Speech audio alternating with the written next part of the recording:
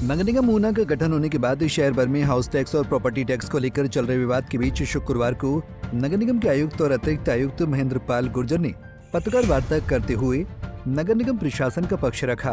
उन्होंने कहा कि नगर निगम बनने के बाद लोगों पर ये टैक्स नहीं लगाया गया है, बल्कि इससे पहले ही कानून के अनुसार इस टैक्स का प्रावधान किया गया है।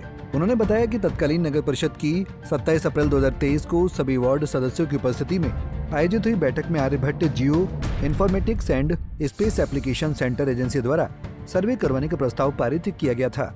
इसके अलावा संपत्ति कर की दरों का प्रारूप 3 फरवरी 2023 को हिमाचल प्रदेश सरकार के राजपत्र में भी प्रकाशित किया हुआ है। ऊना शहरी क्षेत्र में संपत्ति कर के लिए सर्वेक्षण हेतु 30 जुलाई 2022 Aryabhatta geoinformatics and space application centre agency को सर्वेक्षण के लिए नियुक्त किया गया और एजेंसी ने फरवरी 2024 को सर्वेक्षण कार्य पूर्ण किया। उन्होंने बताया कि संपत्ति कर केवल पूर्व में नगर परिषद ऊना में शामिल क्षेत्रों पर ही लागू है। प्रेस वार्ता है, ये आप लोगों के माध्यम से मैं समस्त ऊना शहर के निवासियों के लिए एक महत्वपूर्ण सूचना शेयर करना चाहता हूँ। जैसा कि हमें कुछ दिनों से एक विभिन्न प्रकार की जो है भ्रांतियाँ या तथ्यहीन खबरें जो है वो चल रही है कि भाई नगर निगम बनने के बाद जो है संपत्ति कर लगा है, हाउस टैक्स जो है, प्रॉपर्टी टैक्स और हाउस टैक्स जो लगा है, इसको लेकर काफ़ी जो खबरें चल रही है, जो उसमें से अधिकतर खबरें जो है पूर्णतया तथ्यों से विपरीत है और उनका वास्तविकता से कोई लेना देना नहीं है। तो मैं कुछ चीज़ें आपके साथ क्लियर करना चाहूँगा। पहला प्रश्न लोग ये पूछ रहे हैं कि क्या नगर निगम बनने के बाद जो है प्रॉपर्टी टैक्स लगा है, तो मैं इसे क्लियर करना चाहूँगा।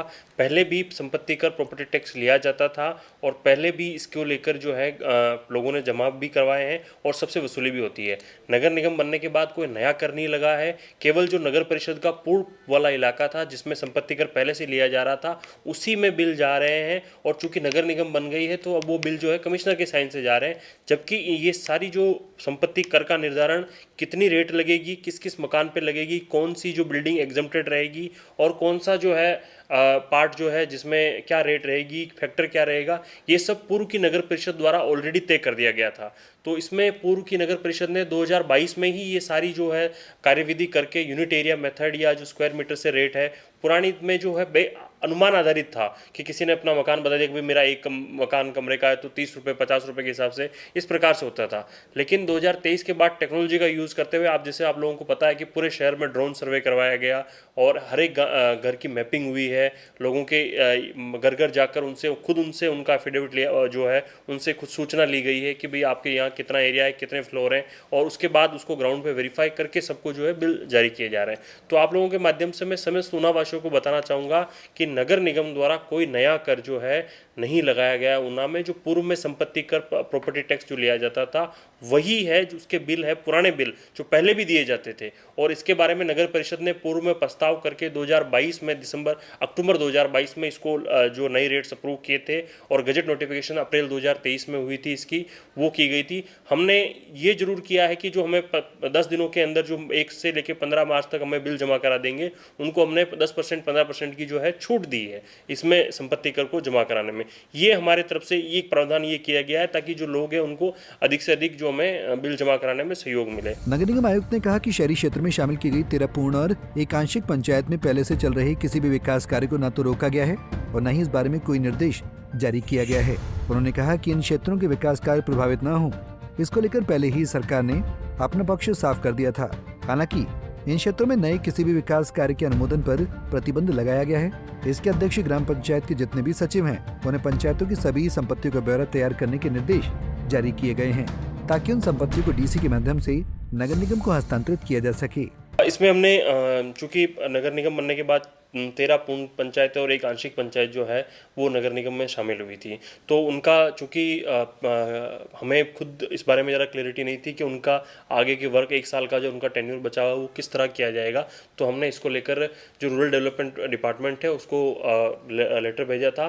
उन्होंने शायद लॉ डिपार्टमेंट से हमने बीसी में भी इस मामले को उठाया था। उन्होंने हमें बताया कि वो लॉ डिपार्टमेंट से इसके लिए क्लैरिफिकेशन ले रहे हैं और क्लैरिफिकेशन लेने के बाद हमको उन्होंने SOP जारी की है। SOP में उन्होंने हमें साफ जो है कुछ निर्देश दिए गए हैं कि भाई जो भी कार्य चल रहे हैं वो नहीं रुकेंगे और जो पहले से शेल्फ में जो कार्य स्टार्ट हो चुके हैं और प्रोग्रेस में है वो पूर्व की भांति चलते रहेंगे। उनको फंडिंग को लेकर उनको जो पेमेंट है उसमें किसी प्रकार की कोई बाधा नहीं आएगी, चाहे कन्वर्जेंस से हो या चाहे मनरेगा के प्रोविजंस में किए जा रहे हो, तो उसमें किसी प्रकार की रुकावट नहीं है। और हमने भी उसी हिसाब से किसी कार्य को अब तक जो है रोकने का निर्देश या ना तो दिया है ना रोका है। बिल्कुल ग्राम सभा भी जो है वो उन एरिया में हो सकेगी, लेकिन इसी एक कंडीशन के साथ कि कोई भी नई शेल्फ अप्रूव नहीं की जाएगी। जो नए एरिया जो है नगर निगम में मर्ज हो चुके हैं उनके लिए कोई नई शेल्फ जो है वो नहीं बनेगी। बेस्ट पूर्व के कार्यों का अनुमोदन करने में या सोशल ऑडिट के जो पूर्व के जो बचे हुए काम हैं उनको करने में जो ग्राम सभा की रिक्वायरमेंट होती है, कॉन्स्टिट्यूशनल रिक्वायरमेंट, वही कार्य जो है वो करेंगे। चाहे जनरल अवेयरनेस है, रूटीन वर्किंग, सोशल ऑडिट और मनरेगा 15 FC के काम है उनको डिस्कस करने के लिए।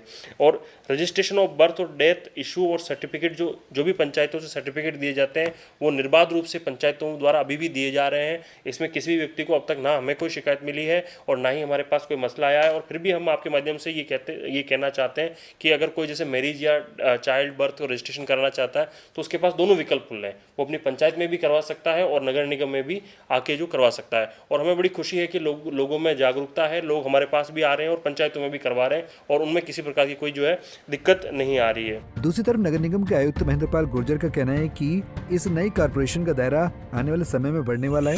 उन्होंने कहा कि इसमें 13 पूर्ण और एक आंशिक पंचायत को शामिल किया गया है, लेकिन इसके अतिरिक्त कुछ और क्षेत्रों को नगर निगम में शामिल करने को आवेदन नगर निगम कार्यालय में मिले हैं, जिन्हें स्वीकृति के लिए शहरी विकास विभाग को प्रेषित कर दिया गया है।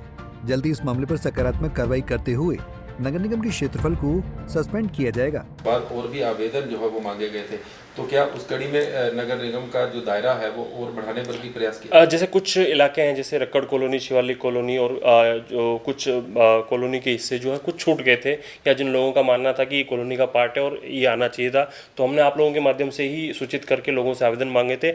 हमें 3-4 जगह से आवेदन भी आए, हमने उनकी जाँच करवाई और वो एरिया और उनके बीच में लगते हुए एरिया का हमने प्रपोजल तैयार कर दिया है और वो जो है डॉक्टर UD को है हमने भेज दिया है और शीघ्र ही उनको जो नगर निगम में शामिल करने की कवायद संपूर्ण कर ली है। पंजाब केसरी टीवी के लिए ऊना से अमित शर्मा की रिपोर्ट। हमसे जुड़े रहने के लिए हमारे YouTube चैनल को सब्सक्राइब करें और नई वीडियो की नोटिफिकेशन के लिए बेल आइकॉन को दबाएं। अगर आप ये वीडियो Facebook पर देख रहे हैं तो लाइक जरूर करें और ज्यादा से ज्यादा शेयर करें। इसी तरह के और भी अपडेट्स के लिए फॉलो करें हमारा Instagram पेज himachal.k3।